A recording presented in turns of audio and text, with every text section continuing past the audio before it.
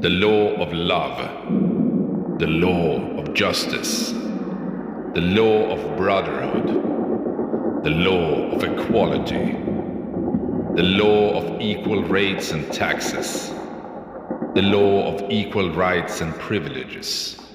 All these high-sounding things are nothing more than dreams. They don't really exist. They are only shadows of the mind. There is nothing substantial in them.